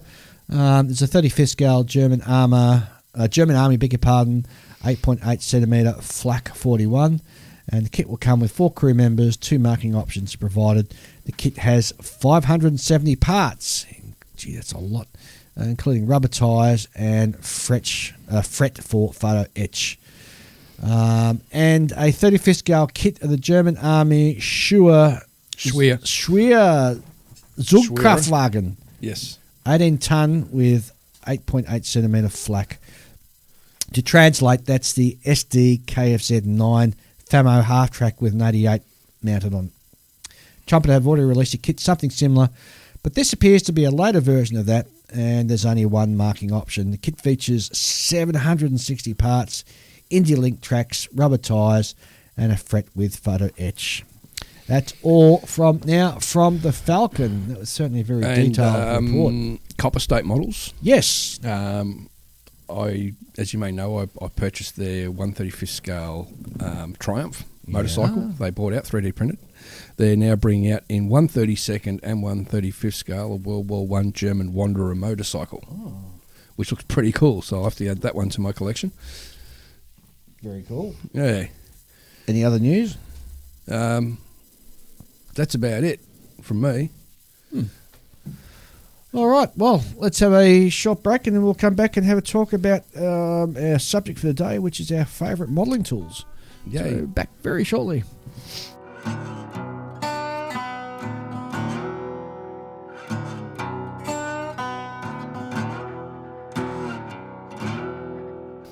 I thought we'd use this as a subject, our favourite modelling tools, and because we've all got our own sort of little quirks and things that we like, and I thought I'd get you guys, I sent an email out to you last night, just choose sort of 3 and sort of talk about why they're your favourites, and I think it should be for some interesting discussion. So let's kick off with Julian first. What's your Mr. 3? Tools? Oh, really? Me Mr. first? Tools? I got too many tools. You need to give me some time to think about Dude, this. I gave you 24 hours. Oh, yeah, but I wasn't paying attention. No, she gave him 12 hours. Favorite tool? 3 only. And why they're your favourite tools. 3 tools that are my favorite. Okay, so here's the thing. If you had to go to a desert island Right. and you only had 3 tools to take with you, what would they be? Is that really fair? Because That's easy for me. it's always going to be the most basic ones, right? Tweezers, knife, Well, not necessarily. Airbrush. and airbrush, yeah. I mean, that's all it could Mind be. you, you need a compressor too. That's all right. No point just bringing an airbrush if you've got nothing to use it with. I'll bring Dave because he's full of hot air. Boom, boom. Ian, come on then. You start. You kick off the conversation. Well, honestly, I can't go. I don't know if you actually call it a tool. It's your magnifiers. Yeah. Because in my later age now, my eyesight's not like it used to be when I was in my 20s, and especially when you're working with ships and such tiny details and so forth, you need to be able to see what you're doing. And good lighting. So good lights is always to me is also a handy tool. You've got to have good lighting and good visual. Without those two, you're working in the dark. Basically, you're just working in the dark. Yes. All right. Well, how about I give the you my absence of light three? is definitely dark. How about I give you my three favourites, and then maybe we can sort of Go for it, Dave. It might trigger something in you guys. All right. So first one is scalpel. Nothing beats. And what is your choice of scalpel? I don't care. I just buy them in packs of 100 off eBay. Yeah, I buy them in packs of 500. Oh, do you? Surgical scalpels. Yeah, surgical scalpels, 100%. And remember, I bought those pipettes. I bought 1,000 pipettes. I'm still going through mine. Yeah, I've still got this massive box. I don't underneath actually my use them spray as booth. often as you do. I use them all the time. Because I've gotten into the habit of just pouring directly from No, the jar. I can't do that anymore. It's not precise enough. I It's can't do not that precise either. enough. You got to use your pipette. Yeah. Because with the pipettes, you got your little markings on the side, Yeah. and you just go, all right, so 5 drops of Sinister Sauce. I don't count that. I don't count.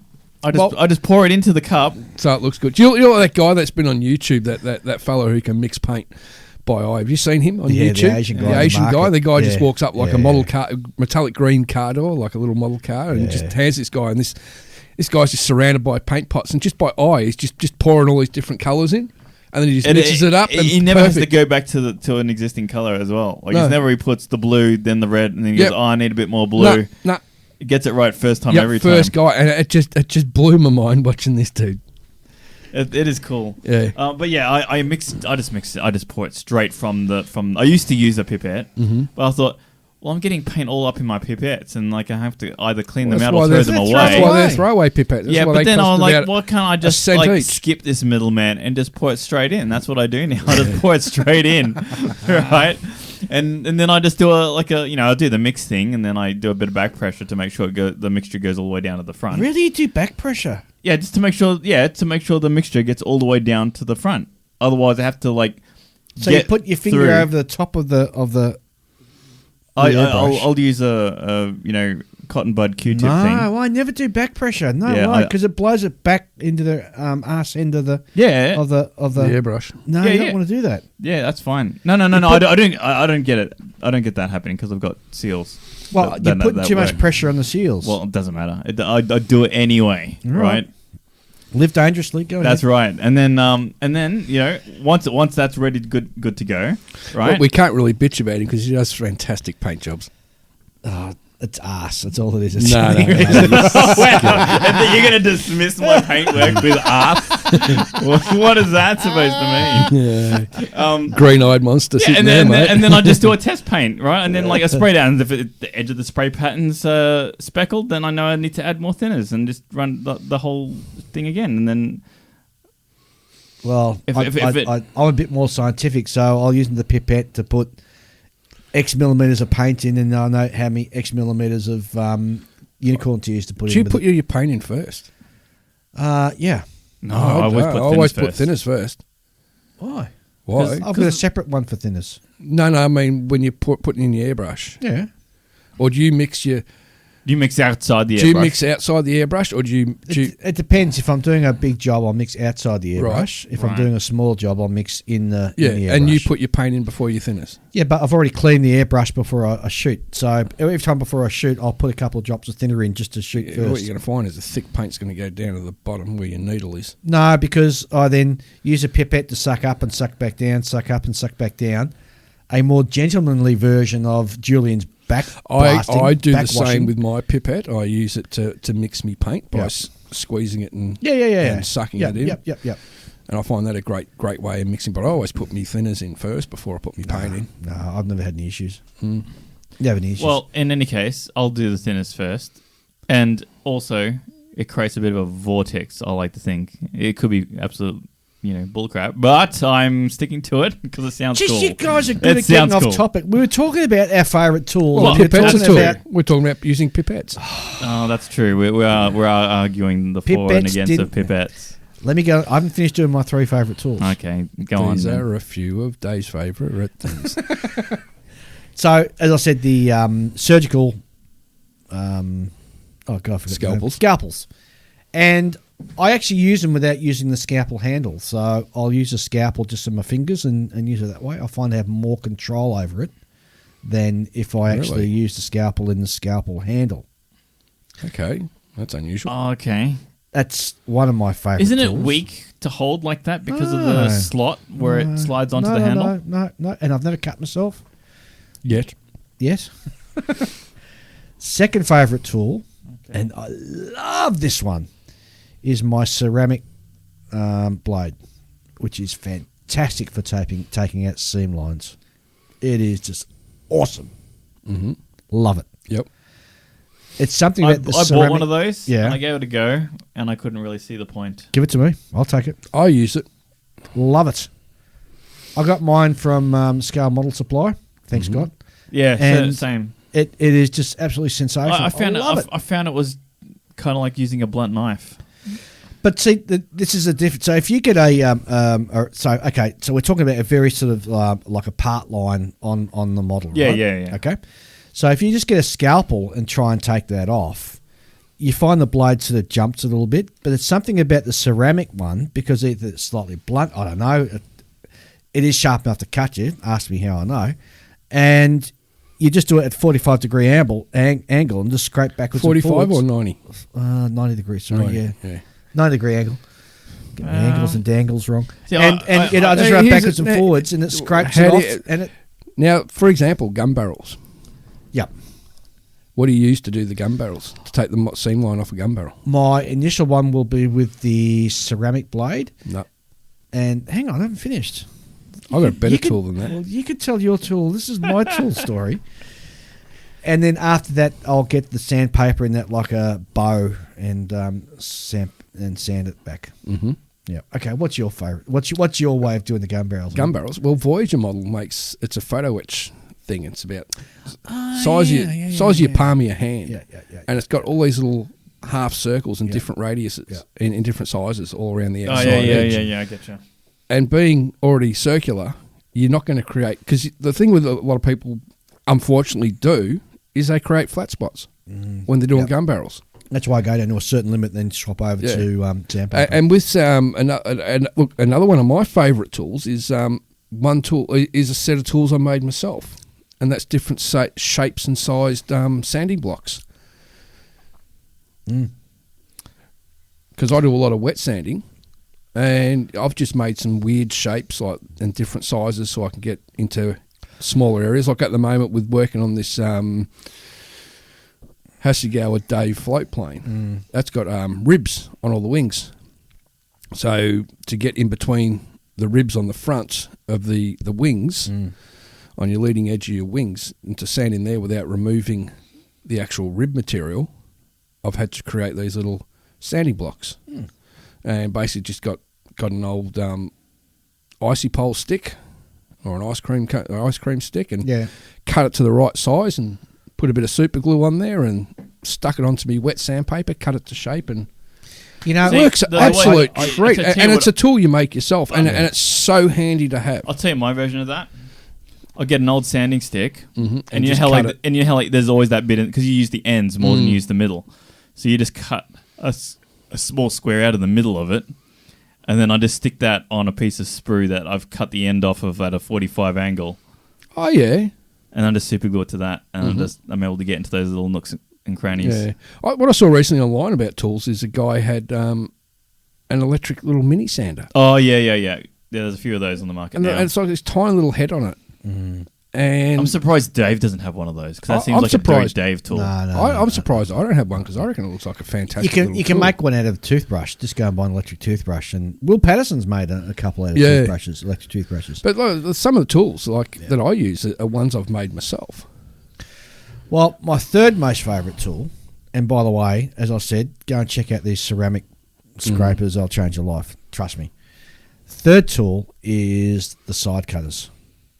Good set of side cutters. My Good God. set of nippers. Oh, my God. You just do not know how much of a pleasure it is now doing modelling that I've discovered these side cutters. Yep. So Display doing, God Hands is another one, SMS. You're talking about the single blade. Single blade. Oh, it just Precision makes cutters. life so and to much be clear, easier. those single blade nippers are a cleanup tool, not a part removal tool. Yes and no. You can use it for both, but you should use it for only cleanup. Well, I've got otherwise two. you're I've gonna got be two. Otherwise, you're One- going to be joining that Reddit page, the one Yeah. that's just made up of people who have got broken god hands. Yeah, well, what I've got two. The main reason I got two is one of them I misused Yeah. and put a crack in the blade, Yep. and that one I used to cut bits off the sprue, Yep. and then I used my good one to clean it up. Well, touch wood, in the last 5 years since I've been using these, I've never had any issues with it taking them off the sprue. No, I mean it's such a clean cut. But too. I'm smart enough. See, this is where we differ, Julian. Wow. I'm smart I've never enough. felt more slighted on this podcast than I have right now. If it's a fairly thick sprue that the part's attached to, I won't use that to cut it. I'll use a different sort of side cutters. razor saw. Yeah. Oh, no, razor saw I use for very delicate parts and for glass canopies or glass parts. You know what I've realized? What? I've realized that because of the nature of because it depends on the kind of molds you build, Sure. right? I find that because I'm building car models, I don't have to worry about like those, like the sort of having a straight edged cut is Yeah. less important to me than it would be if I was building armor. Why? I thought it would be more important Because there's to more you curves and because- things on various things.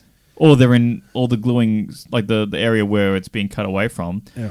is either undergated, as they say, you know, where the gate is on the underside of the part, not onto the front-facing surface. Right. So it doesn't matter anyway. Okay. Yeah. I can be far less finicky. Yeah. Or it's just in a place that just won't get seen. How do you win awards? Because he does good freaking work, Dave.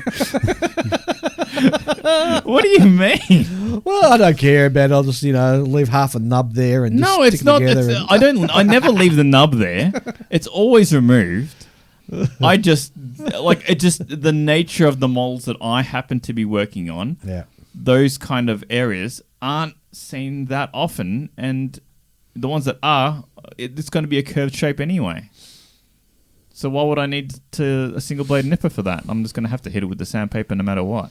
Well, yeah, and even with the single bladed nipper, you still need to hit it with sandpaper anyway. It just makes life a lot quicker and easier because you can get flusher to the part when you cut it. So number one in my tool top three, Yep. would definitely be Infini Models sanding sticks. They are good, aren't they? Yeah. I've got a heap of 400 those. grit is my favourite. 400's great. Have you used the 150 yet? 150 is pretty rough. I man. did on the Falcon. I had no choice on the coupe. I had no choice. There was some rough stuff to sand away. Right. That was, yeah. Yeah. Infini Models, Yeah. best sanding sticks. Yeah, their sanding sticks are great. Well, it's not just their sanding sticks. They got those. It's like a sanding. They've got so many things in their. yeah. They have. It's like a sanding sponge. Yeah, they have sponges. Yeah, They I have- love their sponges. They have all sorts of things. Yeah, yeah. The sponges I use all the time, and I think it's 600 up to about 2500 grade. Yep. It's just sensational. Yeah, they're good stuff. What else do I use? I mean, I don't know. You It's would your probably story. be shocked at the. It's not like I use the world's worst pair of clippers. So my clippers are. You don't use like toenail clippers. No. or something like that, do So you? like I broadly Well, speaking. the early days of Uncle Night Shift where he used to use just wire cutters. No. So broadly speaking, there's three types. I would classify nippers into three categories. Yep. You've got your single blades. Yes. For cleanup. You've got, and then there's the other two, right? And the other two are either the kind that are milled, like they've Precision. Yeah, they're like a cast piece of metal that are then milled to the shape on the end, and then you got the ones that are made out of like flat steel. Yes. Okay, Right. Yep.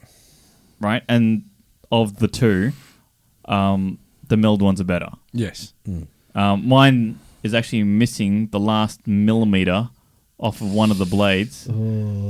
Right, so it's a bit annoying sometimes, but most of the time I don't actually have to worry about it because I actually move in quite far. I rarely snip with the tip. Yeah. I snip with the middle or right near the base Yeah. because I need to get in there.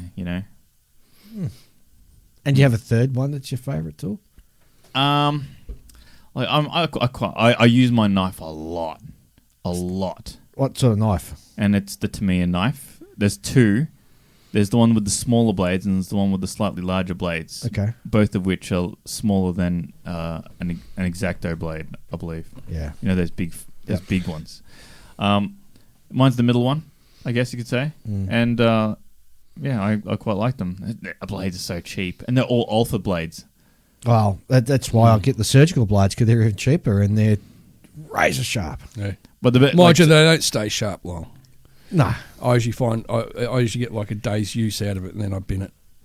Well, see, like getting rid of the blades. So the little container. Yeah, I've got like a box with the sliding top that these blades come in. It also includes like a disposal area. Yeah, a disposal area. So you move the opening all the way to the back, and then you drop it in through a little slot, and it'll never come back out. You don't have to worry about Just put it in the bin and never come No, out. I'm not putting it. Nah. I'm not putting it in the bin. I'm not putting these bloody blades lying around. Nah. No, that's the one thing you don't do is just chuck your blade straight in the bin. What's wrong with you two? Why not? Well, No. just in case someone has to handle that bag. Yeah, and it's they're all gonna it's slice all their fun and hand games open. until you accidentally drop a part and it bounces off your knee and into the bin, and then you have to go through it, and it's filled with razor blades. No, because no. What do you mean? No? Well, I've got a cover on. I've got a pedal bin, so I just hit the pedal and it opens up, and I drop the stuff in there. So I'm never going to lose a part into the bin. Okay. Well, sometimes I've thrown something away and then I've gone, hang on, where's that? Yeah, Where's that? I've had to go through the bin too a few times. Yeah. Where you're working on something. So where'd that bit go? Oh, don't tell me. I got stuck on a bit of masking tape and it's ended up in the bin.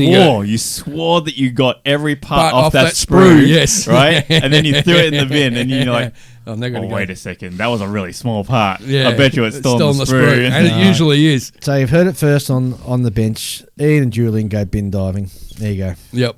Sometimes you have to. Yes. Yes, you can call me the ibis of the modelling community. The bin chicken. Yeah. Bin chicken. You're about to crack up into tears, aren't you, on that one? Oh, gosh. Dave likes his own jokes. Did you finish? So that's your three. I guess so. Okay. Whatever. I've done mine. There's only all right. They're the most frequently used, right? I mean, sanding, absolutely. clippers, Yes. knife. Yes. Yeah. There has to be that. Yeah. Well, all right. For me, I like Display have brought out. They call them chisels, but I call them, and they're like exchangeable ends on them. And, you got those ones. and these ones you can actually use as panel scribers, and they come in all different sizes, so you don't have to worry about how wide your panel line is going to be, because you can actually pick which side, and they're flat, which means you don't get the V groove. You get a more flatter profile of the inside of the panel line. They're beautiful, lovely to work with. They are absolutely amazing. That's one of my favourite tools. I have to get some of them. Another one is also the Display circle cutter. Nah. I surprised myself how often I use that. It's a good tool, but the graduation marks are hard to figure out. They are. So I've got to do like about 20 attempts to yeah. get the right diameter circle. So what I do, do you know how I do that, Dave? How? Is I have a spare sheet of A4 paper. Yeah, so do I. And I just do a test. It needs to go back just a fraction, tick, knock it back a fraction and try it out. Yep. And look, it does take a little bit to get to the right size, but once you've got the right size, and I use it because I don't like using decals at the best of times. And if I can paint me markings, I'll paint my markings. If they had better graduation marks on it, I would have given it 10 out of 10, but they don't, and that's what lets that tool down. But that's the only thing that lets it down. To me, a masking tape is another one of my favourite tools. Can't go past good to me a masking tape. Right. Yes, that's true. That's a good point. Yeah, where would we be without that? And a good quality set of brushes. I've got a good brush. I bought an expensive brush, and I still haven't used it. See, because I'm not a figure painter. Yeah, but it's not as I important build to me. the. It's not just painting figures. I use brushwork when I'm doing like 48 scale aircraft. Yeah, I know. I do brushwork as well when I'm doing stuff. But what I'm saying is, Do you though? I do. I do occasionally. But what I don't care about the quality of the brushes. If I'm do. No, I do. You'd be surprised how different, or how much better and easier it is to paint using a good quality brush compared to using, as Dave calls, a hairy stick. Well, I'm one-time brush sometimes. I'll even just use it on one thing and chuck it away. Whoa. Yeah. That must be a pretty bad brush. That must be a pretty low Well, plastic. You sure this isn't like a toothbrush? No, it's not a toothbrush or a hairbrush or anything like that. It's just a twig he found out the back and chewed on his molars to get. He's gone back to the Neolithic painting days. What's next? He's going to get paint in your mouth and then put your hand against a kitten.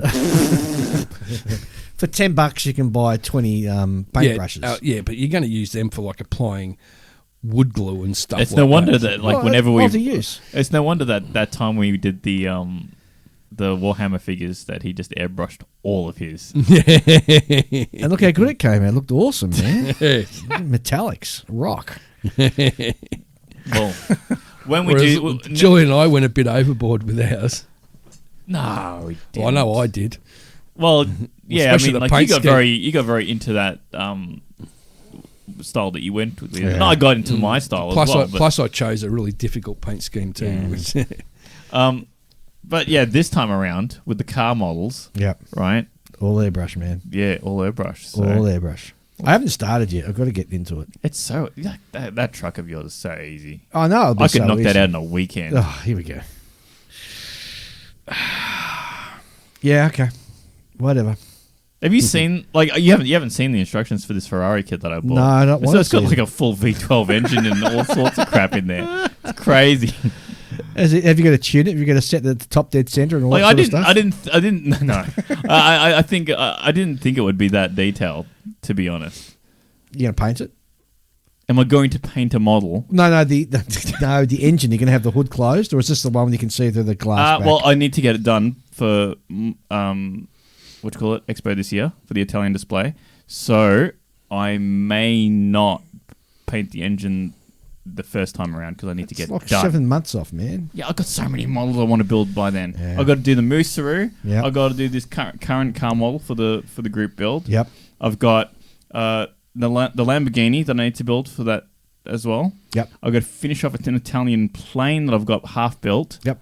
I've got to do... I want to build this Gundam. Yep. Right? Because I want to get a Gundam into Expo this year. Why would you? Because they're probably ain't going to have... Oh, okay, go on. No, go on. Right? That's 5 off the top of my hand. Yep. That's a lot on my plate. And that's I'm probably ignoring... Oh, that's all right. I've also started the Datsun 240Z, right? And I painted that in a shade of blue that I thought was close to what I wanted, and it didn't come out quite right, and it was the stupid Tamiya lacquer paint. I'm swearing off that stuff. I'm never touching it again. I love Tamiya lacquer paint. I'm never touching that stuff ever Why? again.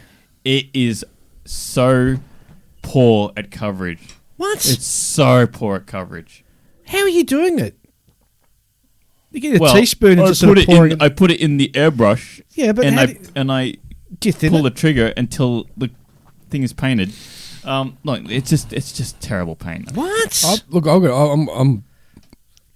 I've used their lacquer paints, but only when I'm doing Japanese naval subjects, and I haven't had a problem with their naval colours. Maybe their other colours might not have. This is their new Tamiya lacquer line. Yeah, right? the LP. Yeah. So what? I've tried 3 separate colours now. One was a light colour, right? Yep. It was the creamy white colour that I did the Mazda Cosmo in. Mm. One was the IJN grey, which I did the Pete in. and one was this one, which was a dark blue color, and every single one of them came out crap.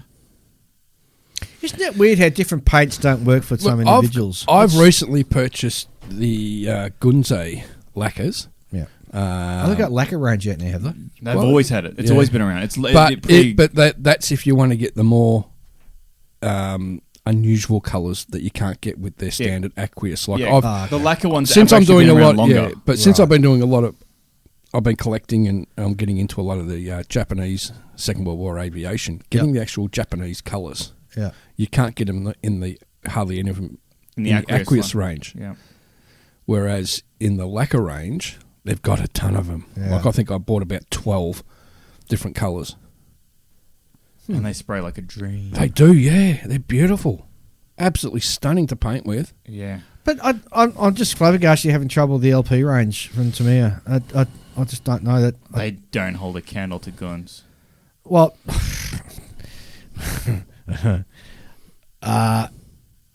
SMS, never any issues. Yeah, SMS, LP, SMS is never great. any issues. All the Tamiya range, never any issues. I've never been that big a fan of Tamiya paints in general. I find their pigments a bit too thick, a bit too rough. You know what I mean? It's just a bit too and I do granularly. Like it's nothing like Life Colour. I freaking hate Life Colour paints. See, I have no trauma. I have a couple of hiccups now and again with Life Colour. By and large, I don't mind spraying with I tried Life Colour and it was I just could not get my head around it. Maybe it's just I just didn't know how to use it properly or what. But I tried a heap of different techniques and it was like the only way I can describe it is trying to paint sand with sand. Yeah. It's just I've never tried Life Colour. That's some boomer crap. Yeah. Oh, okay. Is how I would put it. Oh. I put that in the same category. You know, I would sooner paint with Humbrol than I'd touch Life Colour. Well, hasn't Humbrol got a new range out now? I don't know. I don't pay any attention to Humbrol stuff. I think they've got a new acrylic range out. I haven't touched Humbrol since I was 13 years old, 14 years old. Yeah. Anyway, so I tried painting the Datsun 240Z and it came out crap, so I stripped it. And I've got done stripping it. And what'd you use to strip it? Isopropyl alcohol. Great stuff. It's great. Just painted it on and no, I just put it in a rag in a bath. Yep. And do it for a couple of hours is enough. But I did it overnight and then just get a toothbrush in the morning and just scrub that crap off. Yeah. And then I filter it. And then I filter my isopropyl alcohol and reuse it. Hey, goes back into the thing for the 3D printer. Yep. You can always mix it with some orange juice. That sounds like a bad idea. Yes. We won't do that, Dave. We won't do that at all. All right. Well, we were supposed to talk about... we got off track didn't we? So, yeah. But, you know, paints are a kind of tool as well, aren't they? Yep. It's definitely a product. See, a tool is something that no, paint's not a tool. I guess not. A tool is something you pick up with your hands and use to shape or craft or change something. Like, you know. Yeah, you know what? There's a lot of there's tools and then there's exotic tools, right? Yeah, another one of my favourite tools. What's that? Is the jigs. Your aircraft jig and your ship jigs. I never use. Yeah. I do. Especially when I'm doing ships, I always use the old ship jig because that's just the one I had custom made. Yeah. That just that just works. Absolute treat. That is such a good tool. You know how we received the is it Master Models aircraft one? Yeah, I use mine a lot. Yeah, I've never used it. I always do. I've got it there. It sits in the corner. And I've never used it because since I got it, I don't think I've built a plane. Well, there's a good reason. But you've got that special tool for doing car bodies, which I wouldn't mind getting my hands on. The thing for painting car bodies. Yeah, that's I love that thing so much. Because I usually just use a bent coat hanger. Yeah. Well, if I have to paint more than one car body, which I sometimes do, because I got more than one on the go, because I'm an idiot. What I'll do is I'll just grab either a bottle or a spray can or something like that, and I just put a big heap of blue tack on the top of it. Oh yeah, and then just put the car body on that. Yep. I understand what you mean. Yeah, it's not bad. Yeah. But yeah, the Tamiya thing is really cool. It's more so when you buy it, right? It's actually two turntables. It's that one, and it's a separate one that has a whole bunch of clips on it. Ah. So it's actually worthwhile getting. Yeah, I'm thinking about getting one actually in the near future. Well, since I'll be doing a car very shortly. Yeah, once I you and me figure out both. which car I'm going to build out of my... I'll start mine when you start yours. All right. All right. So, You Let's- guys, so another guys suck. another I'll be done and dusted by the time you guys open the box. another one. Going back to tools yeah. is my Your chopper. my what? Your chopper. Oh, the chopper's chopper. great. Get the chopper. The JB Models chopper is freaking awesome tool. That thing, I love that. I thought you were going. What were you going to say? Well, for me, I was actually going to go a bit on the side and go me router and me orbital. Yeah. See, like vertical. I classify those. They're great for doing me bases. The chopper, lathes, all that stuff. I think is like exotic tools. I mean, like you have to be like, I am all about modeling, and I'm serious enough that I'm going to get I'm with something you, Julian. serious. Yep. Yeah. Exotic modelling. Yep. Like those are exotic tools, in my opinion. What about the old Humbler hairdryer? Yeah, that's but a handy just tool. That's a shortcut more than a Drawing. tool. Well, aren't tools shortcuts? Well, That's why they're shortcuts, tools. You know the old Better than using your teeth. You know the old Bilbo's saying, shortcuts make long delays. Better than using your you use your teeth to drive models. Do you? to gnaw the parts off the sprue. Nung, nung, nung, nung. You know when I All the old days when you were a kid and you used to just twist them off the sprue. when I was a kid, I used a nail clipper. Yeah, Yeah, no. To get 'em off. we all did that. Yeah. We all did that. Yeah. All right, let's wrap this up. All right, Ian, Enjoy your modelling, guys. Julian. Don't enjoy your no, I'm good. I am just a contrarian, so no. I mean, build a car. Why not? All right, there you go. All right, thanks for listening, guys. We'll be back in a fortnight. Not sure what we're going to talk about, but we'll certainly find something, and we'll be back with you soon. Adios.